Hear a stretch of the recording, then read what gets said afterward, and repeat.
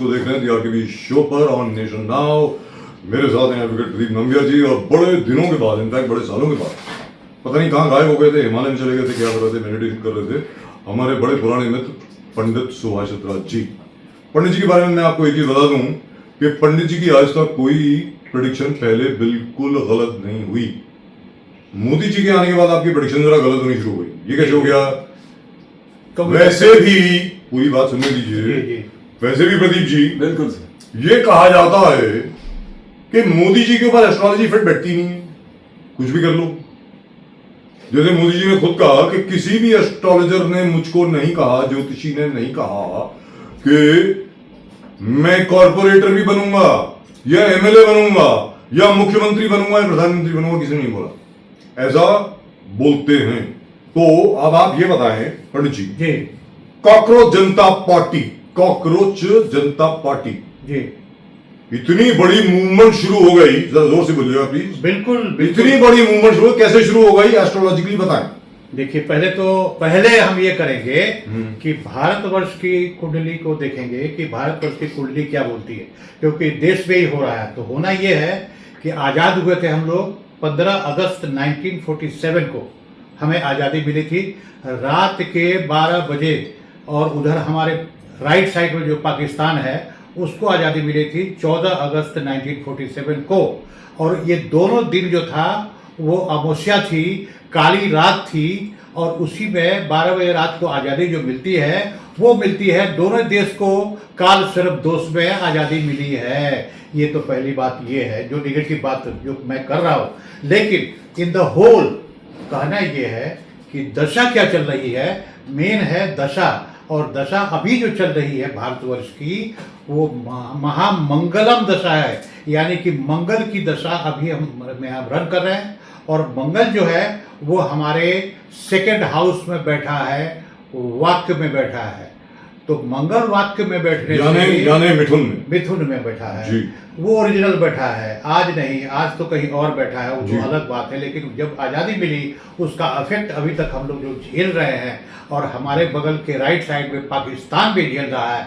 इमरान खान जैसा एक बहुत महान क्रिकेटर कि आज हजामत वो लोग कर रहे हैं, पाकिस्तान वाले सरकार वाले, उसकी हजामत चालू है।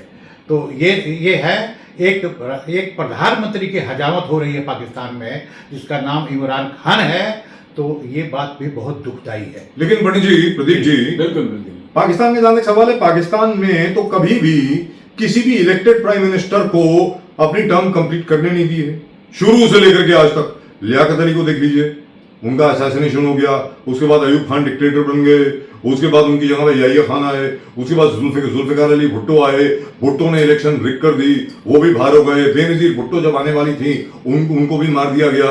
तो पाकिस्तान की तो बात छोड़ दीजिए, मैं भारत की बात कर रहा हूं। भारत में आज की तारीख में जो युवा वर्ग है, ऐसा लग रहा है कि देश वो चला रहा है। बिल्कुल, आप बताएं जी। चला तो अभी नहीं रहा है जी, आगे चलाने वाला है। ये सुनिए, अभी हम उस पर जरा लीपापोती भी कर दे। ऐसा है कि भारतवर्ष की कुंडली में मंगल की महादशा चल रही है, मंगल सेकेंड में हाउस है, वाक्य के जबान की लड़ाई चल रही है, इलेक्ट्रॉनिक्स मीडिया अभी हावी है। ये छोटा सा जो मोबाइल हम लेके घूम रहे हैं, ये इस मोबाइल ने पूरे देश को बदल दिया। अभी जो कॉकरोच जनता पार्टी है वो मोबाइल के थ्रू ही आई है, यानी कि मोबाइल का, इलेक्ट्रॉनिक्स का जमाना है, ऐसा हम मान रहे हैं। इसमें ये देखना है अभी कि होगा क्या। ये मंगल की दशा किसकी चल रही है? भारतवर्ष की। और हम मोदी जी की जन्मपत्री में जा रहे हैं, देख रहे हैं, तो इनकी जन्मपत्री में भी मंगल की ही दशा चल रही है। ये सबसे बड़ी बात है, भारतवर्ष की मंगल की महादशा, और साथ साथ मोदी जी की जन्मपत्री में जो है मंगल की महादशा, ये बता रही है कि अभी जो है इस हमारे देश में इसी तरह का एजिटेशन जो कुछ चल रहा है, ये युवा वर्ग जो कर रहे हैं, और वो आपको करते हुए अभी दिखेगा, और बहुत बड़ा परिवर्तन आने वाला है। मुझे एक बात पूछना था, मोदी जी अब विश्व गुरु की तरफ, देश को सर्वश्रेष्ठ बना की तरफ 2047 का टारगेट लिए भारत को नंबर 1 पूरे विश्व, ये ऑलरेडी संकल्प लिए, और सब जगह से दिख रहा रिजल्ट, डेवलपमेंट का रिजल्ट हर प्रकार से।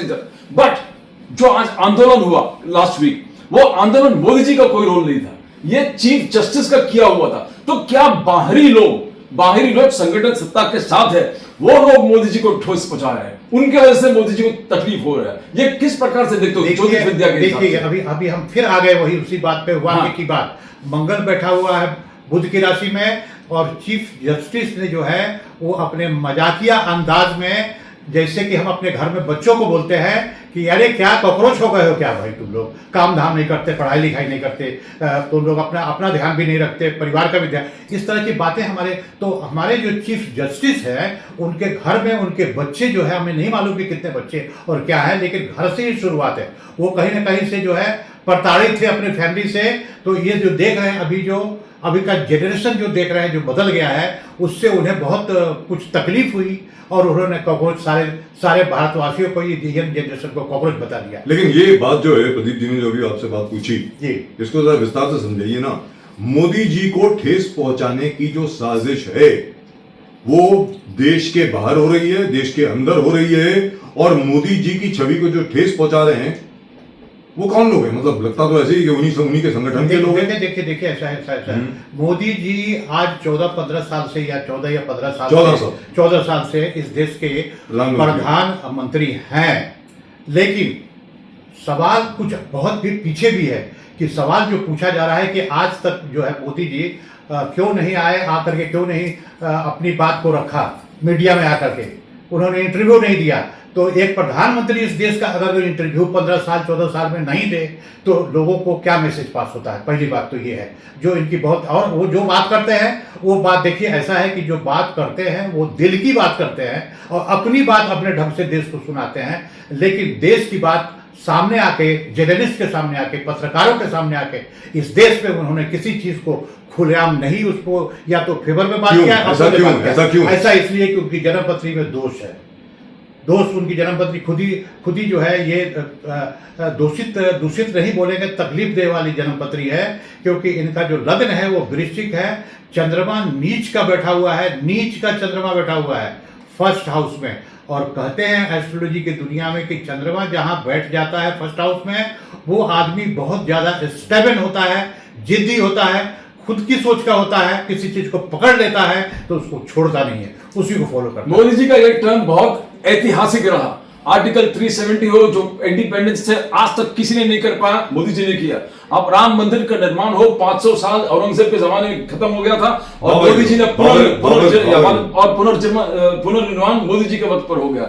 आप चाहे कितने भी ऐतिहासिक निर्णय लो, डेवलपमेंट हो, इंफ्रास्ट्रक्चर डेवलप हो, स्पिरिचुअल अपलिफ्टमेंट और कल्चरल अपलिफ्टमेंट, एनरिचमेंट जिस प्रकार से पूरे देश में हुआ, हिंदुत्व का लहर हुआ है, तो क्या इसमें आप नहीं मानता कि सर्वश्रेष्ठ परफॉर्मिंग प्रधानमंत्री बनकर उभर कर आए प्राइम मिनिस्टर मोदी? सर एक चीज आप भूल गए, एडवोकेट प्रदीप नंबियार जी, सबसे बड़ी उपलब्धि जो मेरी समझ में रही है, हो सकता है कि मैं गलत बोल रहा हूं सर, हमारे देश में 150 करोड़ लोग हैं। आज की तारीख में 80 करोड़ से ज्यादा लोग जो हैं वो यूपीआई से कनेक्टेड हैं, यानी उनको डायरेक्ट बेनिफिट ट्रांसफर हो रहा है, और आप अपने फोन से ही पैसे भेज सकते हैं और फोन से पैसे रिसीव कर सकते हैं। इससे बड़ी क्रांति आज तक कभी भारत में नहीं आई। यहां तक कि फ्रांस हो, जर्मनी हो, अमेरिका हो, इंग्लैंड हो, ऑस्ट्रेलिया हो, सब लोग अचंभित रह गए कि भारत जैसे देश में कैसे हो रहा है। अब आप बोले सर। और 326 ऐसे स्कीम्स निकाले जिसमें हार्वर्ड और टॉप के यूनिवर्सिटीज वर्ल्ड वाइड प्रशंसा कर रहे कि ऐसे ऐतिहासिक निर्णय कोई देश में लिया नहीं गया जो इस देश में लिया है। सही बात है। ये जो अभी आपने जितनी बातें मोदी जी की तारीफ की, यानी कि सच्चाई बताई, वो बात बिल्कुल सही मानते हुए, अभी इलेक्ट्रॉनिक्स का ये युग है, इसमें इस तरह के जो डेवलपमेंट है, इस तरह की जो तरक्की है, वो करने वाले फिर वही है जेनजीस, वही जनरेशन है, वही बच्चे हैं जो जा करके जो है वो सीख करके जो इस चीज को रिप्रेजेंट कर रहे हैं। 60 साल के बुढ़े लोग, हम लोग की उम्र के आदमी इस चीज को करने में दिक्कत होगी। आपकी उम्र सिर्फ 60 साल की है? 160 साल की, 160 साल की हो सकती है। हमारी उम्र 160 साल की है। तो अब सर ये बोल रहे हैं तो उसको मान लीजिए कि लेकिन ये मानिए कि मोदी जी ने, देखिए मोदी जी की जो एक ऐसा फिगर जो ऐतिहासिक फिगर अगर होता है तो उसके बारे में सब चर्चाएं होती है, उसकी पर्सनल लाइफ, उसकी ज़िंदगी कैसे शुरू हुई, कहाँ से घर से क्या हुआ, कैसे वो आए, कैसे आरएसएस ज्वाइन किए, क्या उनका रहा, कैसे घर में किस तरह की तकलीफ हुई, किस तरह की जो है उनकी पर्सनल लाइफ में उनकी बीवी उनसे दूर हो गई या दूर कर दिए। तो जी। बहुत सी ऐसी भी चीज़ें हैं जो मोदी जी के लाइफ में बहुत ही निगेटिव है, वो परिवार नहीं बना सकते। लेकिन पंडित जी यहाँ पर एक चीज मैं आपसे जानना चाहता हूँ, जी ये एक मूल सवाल है प्रदीप जी, सुनने वाली बात है। आपने लिया होगा वृश्चिक लगन, कई एस्ट्रोलॉजर बोलते हैं कि उनका वृश्चिक लगन नहीं है, लिब्रा है लगन, जी तुला लगन है, क्योंकि तुला लगन की सारी आदतें हैं उसमें। प्रदीप जी सुनने वाली बात है, जैसे जो लिब्रा वाले होते हैं ना, वो अपने रहन सहन का, पहनने की चीजों का बड़ा ख्याल रखते हैं, क्या क्या ड्रेस पहननी है उन्होंने, क्या क्या करना है। तो मोदी जी में तो सारे वो लक्षण दिखते हैं। तो लगन किसका है? लगन एक्चुअली लिब्रा है कि स्कॉर्पियो, ये बताइए। वाटनगर में जो उनकी पैदाइश हुई, जी, वाटनगर। वहां से जो कनेक्टेड लोग हैं जो मेरे कांटेक्ट में आए और उनके पीएम हाउस में भी रहते थे, बोलेंगे तो उन्होंने भी बताया कि इनका जो लग्न है वो वृश्चिक है। क्योंकि वृश्चिक है इसलिए है कि देखिए ऐसा है कि ये शौक जो उनकी है, शौकिया आदमी है, कपड़े बदलते हैं, ये सब तो पैसे आने के बाद, धन आने के बाद नहीं, शुरू से ऐसे थे। हाँ, तो अभी से नहीं है, बहुत पहले से। अच्छा, अच्छा, ये बताइए जी। कि आपने प्रधानमंत्री जी की हॉरोस्कोप के ऊपर आपने शोध किया, जी, रिसर्च करी बिल्कुल, आपने। बिल्कुल। अब आप ये बताइए जी। नरेंद्र मोदी जी कब तक भारत के प्रधानमंत्री रहेंगे? क्योंकि अगला चुनाव जो है हाँ। वो 2029 में है और उसके अगला जो है वो 2034 में है। तो बात- आपके मुताबिक आदरणीय सम्मानीय नरेंद्र मोदी जी, जिन्होंने जो क्रांति लेकर के आए पूरे भारत में, वो प्रधानमंत्री कब तक रहेंगे, ये बताइए। देखिए अभी ऐसा है कि इनकी मंगल की महादशा में जो है केतु आने वाला है, जो 24 अक्टूबर 2026 से शुरू होने वाला है अभी। और ये सबसे ज्यादा अभी टेंस टाइम में, सबसे ज्यादा स्ट्रगल के टाइम में इनका पीरियड जा रहा है और आगे भी 2027 के 23/12/2027 तक जाएगा। और बहुत मुश्किल है कि इस पीरियड को ये प्रधानमंत्री की कुर्सी पर बैठ करके इस पीरियड को स्ट्रगल करके निकाल पाए। ये जो एस्ट्रोलॉजी बोल रही है, मैं नहीं बोल रहा हूँ। That is Panditji's prediction. My prediction is that Narendra Modi ji will remain Prime Minister till 2034. 2034 तक प्रधानमंत्री रहेंगे, कोई हिला नहीं सकता उनको। ये मेरी प्रेडिक्शन है, हो सकता है मैं गलत। 2047 विकसित भारत के संकल्प मोदी जी लेके आगे बढ़ रहा है। तो क्या विकसित भारत देखने तक मोदी जी पीएम बन पाएंगे? देखिए देश की कुंडली और इनकी खुद की कुंडली का अनमैच हो रहा है अभी।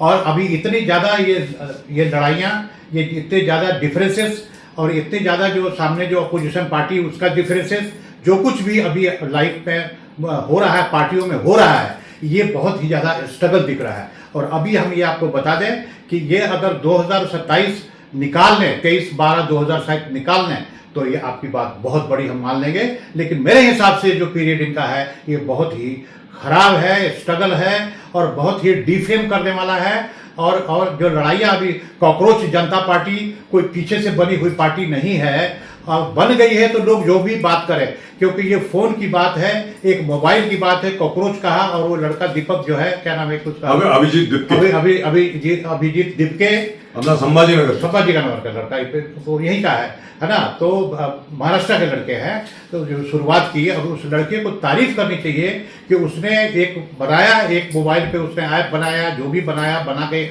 पब्लिक के बीच छोड़ा, पब्लिक को अट्रैक्ट किया। अगर इतनी पब्लिक जुड़ी है, करीबन मिलियंस ऑफ पब्लिक जुड़ी है, तो जरूर जुड़ने के लिए उतने लोग इनसे दुखी है। डर से नहीं बोल रहे हैं भाई साहब, डर से नहीं पब्लिक बोल रही है, लेकिन दुखी नहीं होते तो इतने लोग कहां से इकट्ठा हो जाते।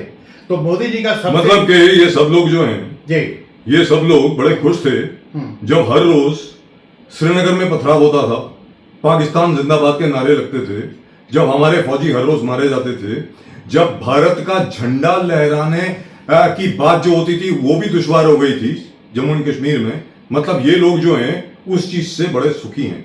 ये लोग इस बात से बड़े सुखी हैं कि डायरेक्ट बेनिफिट ट्रांसफर जो मजदूरों के बैंक अकाउंट में सीधे पैसे जा रहे हैं उससे भी बहुत दुखी हैं। ये ऑपरेशन सिंदूर से भी बहुत दुखी हैं, क्योंकि अब तो क्लियर हो गया ना पाकिस्तान और अमेरिका बड़ा बड़ा बोल रहे थे कि 7 एयरक्राफ्ट गिरा दिए, भारत के 7 एयरक्राफ्ट गिरा दिए। अभी एक एडवर्टाइजमेंट आया था इंडियन एयरफोर्स का, जिसमें उन्होंने कहा भाई हमें मेंटेनेंस के लिए, राफाल के मेंटेनेंस के लिए, 34 एयरक्राफ्ट के मेंटेनेंस के लिए हमें लेटर ऑफ इंटेंट भेजिए, यानी 34। प्रदीप जी, सबके सब we had bought 34 aircraft from France. Yes. That's how मतलब एक भी एयरक्राफ्ट हमारा क्षतिग्रस्त नहीं हुआ। कहने का मतलब ये हुआ। तो मेरा ये कहना है, वो प्रधानमंत्री जिसने ये सब हो, देखो साहब, अगर आप प्रधानमंत्री हैं तो आपको गालियां भी पड़ती हैं, वो तो लाजमी है, डेमोक्रेसी है साहब। अब डेमोक्रेसी है, इतने लोग, इतनी बिलियंस ऑफ पीपुल्स जो है उनके विरोध में हुए हैं, जो इस देश में जो दिख रहा है, अगर दिखता नहीं है, अगर मोदी जी एक कदम पीछे पैर नहीं लेते, आज जो है एजुकेशन मिनिस्टर का इस्तीफा नहीं लेते, तो शायद मेरे ख्याल से बात बहुत ही और बड़ी हो जाती। तो पहली बार तो ऐसा हुआ है, पहली बार ऐसा हुआ है कि अगर बहुत बड़ा मास इनके खिलाफ हुआ है, तभी ये बांस जब खिलाफ होते हैं तो मोदी उभर कर आते हैं। आप गोधरा का इंसिडेंट देखिए, सीएम बना था बस और गोधरा हुआ, गोधरा के बाद सब लोग बोले मोदी जी गए, तो हजारों इंक्वायरी, हजारों कमीशन के सामने उठ के आए, फिर सीएम चुन के आए, 3 बार सीएम चुन के आए, उसके बाद प्राइम मिनिस्टर बने। तो जब भी उन पर अटैक हुआ है, जब भी उनको चैलेंज किया गया है, जब भी उन पर एक हार्डशिप फेस हुआ है, मोदी जी उभर कर आए हैं। अभी इतिहास एस्ट्रोलॉजिकली आप बताएं, बिकॉज हिस्टोरिकली हमने देखा है कि जब भी उन पर अटैक हुआ वो उभर कर और निखर कर आए। देखिए, उनका हर काम करने का हर तरीका जो है वो एकदम जो है डिक्टेटर वाला है। ये बात मैं साफ बात कर रहा हूँ। अभी बंगाल में, मैंने बीच में चुनाव था, मैं पूरा बंगाल में कई जगह गया, कई जगह देखा। तो अभी जो भी है, अब उस पर हम नहीं विस्तार से जाएंगे कि कोई हम पार्टी वाले लोग नहीं हैं। हम ये बता रहे हैं कि आज मोदी जी का पूरा, मोदी जी डिफेम हो गए हैं। एक बच्चे इस तरह से उनका मजाक उड़ा रहे हैं, क्यों? क्या उनके मन में है भाई? उनके मन में कौन सी भावनाएं पैदा हो गई? कितने बच्चे हैं सर? अभी इस देश की आबादी 154 करोड़ की है, तो ये जिसमें से 100 करोड़ से ज्यादा वोटर है। इस 100 करोड़ में से आपके मुताबिक कितने लोग हैं जो मोदी जी के खिलाफ हैं? कम से कम जो है अभी तो 5 लाख से ऊपर बच्चे हैं। 5 लाख। 5 लाख कितना होता है सर? 5 लाख पूरे अभी हमें 154 नहीं दे रहा है। प्रदीप जी, 154 करोड़ में से 5 लाख इज लेस देन 0.0001%। तो इनसे क्या होने वाला है? मेरा सिर्फ ये कहना है, मोदी जी ने मैं ये मानता हूं कि जब धर्मेंद्र प्रधान जी ने अपना इस्तीफा ऑफर किया था, जब पेपर लीक हुआ, उसी वक्त इसको एक्सेप्ट कर लेना चाहिए था। वेरी फ्रैंकली, इतना देर नहीं करना चाहिए था। ये मैं मान करके चलता हूं, यहां पर आपकी बात से मैं सहमत हूं। लेकिन अब इस्तीफा एक्सेप्ट किया, अब आगे क्या? अब तो एजुकेशन मिनिस्टर गया, अब आगे क्या? अब आगे मोदी जी, अब ये जो डिफेम हुए हैं, ये जो बच्चे इतने, देखिए है तो बात यही है कि जो कुछ दिख रहा है वो तो दिख रहा है ना। जो जिस तरह से अभी लॉ एंड ऑर्डर मेंटेन किया गया है, या ये लॉ एंड ऑर्डर को मिसयूज किया गया है, वो समय अभी आगे क्या कराएगा? क्योंकि अभी टाइम जो है, मंगल की महादशा हमारे देश की, जो आप सवाल करेंगे ऐसा क्यों खड़ा हुआ, इतने 12 साल में, 10 साल में क्यों नहीं हुआ? तो ये दशा के ऊपर डिपेंड है कि मंगल की महादशा। अच्छा, मैं आपसे एक और सवाल पूछता हूँ, एक छोटा सा सवाल है, थोड़ा सा अलग है। उत्तर प्रदेश में, क्योंकि हम लोग तो सारा से हैं, हम तो नोएडा में थे सर, वहां पर प्रदीप जी, जैसी आपको याद होगा 5:30-6 जैसी बजते थे, हम लोगों को ये टेंशन हो जाती थी कि लड़कियों को घर कैसे भेजना। ठीक है सर, आज की तारीख में कोई प्रॉब्लम ही नहीं है। जब से योगी आदित्यनाथ जी आए हैं, जब से भारतीय जनता पार्टी की सरकार आई है, बड़े से बड़े, क्या वो अतीक अहमद, अफरोज अहमद और वो कौन, मुख्तार अंसारी, वो सब लोग गए। उन्होंने कहा कि भाई या तो तुम्हें ठोक दिया जाएगा, या तुम्हारे घर के आगे बुलडोजर आ जाएगा, आगे तुम्हारी मर्जी है, या जेल या ऊपर। तुम जो लड़कियों के ऊपर अपना हाथ नहीं डालेंगे, उत्तर प्रदेश की जनता पूरी सुरक्षित रहेगी। और उन्होंने मुसलमानों को अपील करी, माओं को, कि आपके जो बच्चे हैं, क्या आप चाहते हैं कि वो अतीक अहमद बने या वो डॉक्टर APJ अब्दुल कलाम बने? ये आपको चूज करना है। अब आप बोले सर, अब आगे बढ़ जाइए, मध्य प्रदेश में पहुंच जाइए जी। 20 लोगों ने मिलके एक लड़की का रेप किया है जी, किया, और वो सामने है, और वो लड़की मर गई है जी, वो लड़की मरी। आप उसके बारे में क्या बताएंगे? बताइए आपको। सर ऐसा है, कांग्रेस के जमाने में एक गीता चोपड़ा मर्डर केस हुआ था, वही मध्य प्रदेश में, ये भी आपको बता रहा हूं, उसी मध्य प्रदेश में पूरे गांव के गांव ने, इंदिरा जी उस वक्त प्रधानमंत्री हुआ करती थी, एक लोअर कास्ट लड़की का रेप किया था। और एक अश्विनी सरीन साहब हुआ करते थे, पत्रकार इंडियन एक्सप्रेस के, उन्होंने उसको एक्सपोज किया। और उसके बाद जाके बहुत मशक्कत के बाद उनकी गिरफ्तारी हुई। यही महाराष्ट्र में एक जगह है खैरलांजी, जहां पर मौत मांगे परिवार के साथ ऐसा ही हुआ। कौन किसकी सरकार थी? कांग्रेस की सरकार थी। आर पाटिल साहब होम मिनिस्टर हुआ करते थे, हमें याद है, सबसे ज्यादा कवरेज हम लोगों ने करी थी उस वक्त। आपको याद होगा प्रदीप जी, हर दूसरे हफ्ते में बॉम्ब ब्लास्ट होता था, कोई ना कोई बॉम्ब ब्लास्ट होता था, कोई टेररिस्ट अटैक होता था, कहीं ना कहीं ऐसी की तैसी हुआ करती थी। आजकल वो तो बंद हो गया है ना। बिल्कुल जी, बिल्कुल बंद हो गया, उसका तो क्रेडिट आपको देना पड़ेगा। क्रेडिट तो मैं दे रहा हूँ, लेकिन क्रेडिट के साथ साथ आज जो देश चल रहा है, देखिए मैं एस्ट्रोलॉजी कर रहा हूँ, एस्ट्रोलॉजी की बात एस्ट्रोलॉजी हम कर रहे हैं। एस्ट्रोलॉजी में ये दिख रहा है कि अभी एजिटेशन होगा, अभी वापस फिर लड़ाइयां हो सकती है, पूरा देश डिस्टर्ब हो सकता है, जो आज भी डिस्टर्ब है, अभी भी हम जो है डिस्टर्ब चल रहे हैं।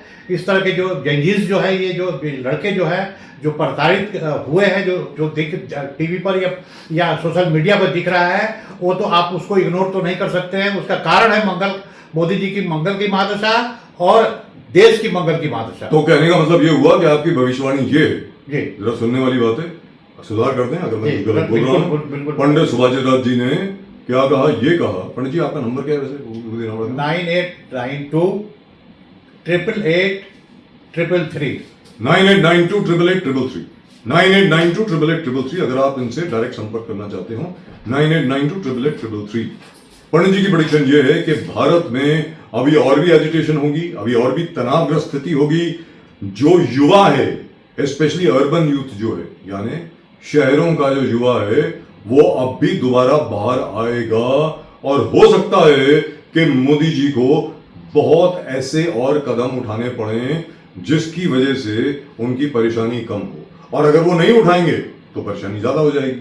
हाँ, एक चीज जरूर है जो पंडित जी ने कहा, मोदी जी बात नहीं करते पत्रकारों से, वो इंटरव्यू नहीं देते। बिल्कुल। और अगर इंटरव्यू देते हैं तो वो दिखता है कि वो कैसा इंटरव्यू है, प्रेस कॉन्फ्रेंस नहीं करते।